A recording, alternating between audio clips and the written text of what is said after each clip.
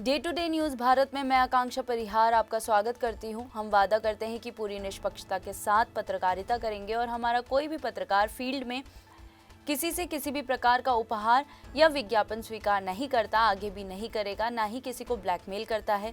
हम दबे कुचले लोगों की आवाज़ बनते आए हैं और आगे भी बनेंगे। साथ ही हम ऐसी कोई भी खबर नहीं दिखाएंगे जिससे हमारी भोली भाली जनता मूर्ख बने या किसी भी प्रकार का धोखा मिले।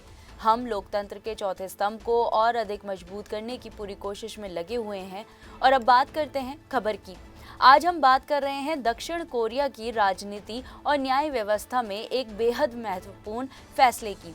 दक्षिण कोरिया की माननीय अदालत ने हाल ही में पूर्व प्रधानमंत्री हान डक-सू को 23 साल की सजा सुनाई है। ये सजा उस मामले में आई है जिसमें पूर्व राष्ट्रपति यून सुक यॉल की ओर से देश में मार्शल लॉ लगाने का प्रयास शामिल था। आपको बता दें क्या है पूरा मामला। माननीय सियोल सेंट्रल डिस्ट्रिक्ट कोर्ट ने बुधवार को दिए गए फैसले में कहा कि यून सुक योल का मार्शल लॉ आदेश संवैधानिक व्यवस्था के खिलाफ विद्रोह के समान था। माननीय अदालत ने स्पष्ट किया कि ये कदम सिर्फ राजनीतिक था, बल्कि इसका उद्देश्य देश की लोकतांत्रिक व्यवस्था को कमजोर करना था। ये आदेश संसद और चुनाव कार्यालयों में सेना और पुलिस की तैनाती के जरिए लागू किया जाना था। माननीय अदालत ने इसे गंभीर अस्थिरता फैलाने वाला कदम करार दिया।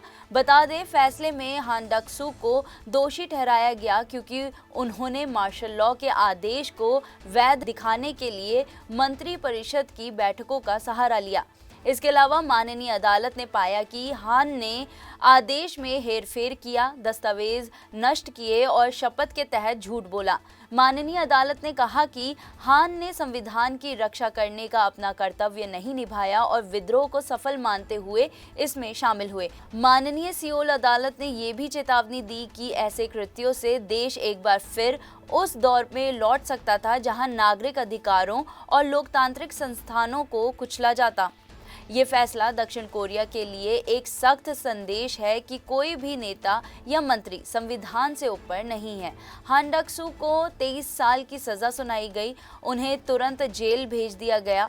स्वतंत्र अभियोजक ने उनकी सजा के लिए 15 साल की मांग की थी, इसलिए 23 साल की सजा अप्रत्याशित और सख्त मानी जा रही है। वहीं हान इस फैसले के खिलाफ अपील कर सकते हैं।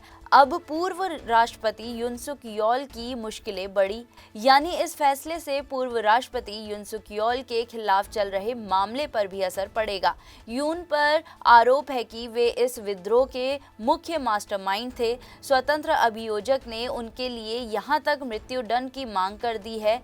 यून पहले से ही कई मामलों में जेल में बंद हैं और उन्होंने सभी आरोपों से इनकार किया है। उन्होंने जांच को राजनीतिक रूप से प्रेरित बताया है। यून का विद्रोह मामला अगले महीने 19 फरवरी को सुनवाई के लिए निर्धारित है। ये फैसला दक्षिण कोरिया की राजनीतिक स्थिरता और संवैधानिक व्यवस्था के लिए ऐतिहासिक है। ये दिखाता है कि कानून के सामने सभी समान हैं, चाहे वे देश के उच्चतम पद पर क्यों ना हो। ये फैसला भविष्य में किसी भी नेता द्वारा संविधान का उल्लंघन करने की कोशिश को रोकने वाला संदेश है।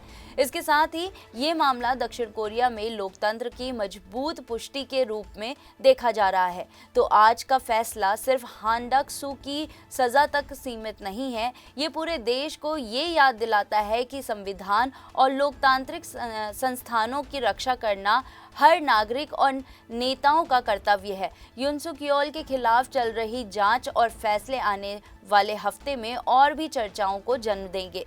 अभी के लिए फिलहाल इतना ही। देश और दुनिया की ताज़ा खबरें जानने के लिए देखते रहिए day to day news Bharat और हमारे चैनल को लाइक, शेयर और सब्सक्राइब करना ना भूलें।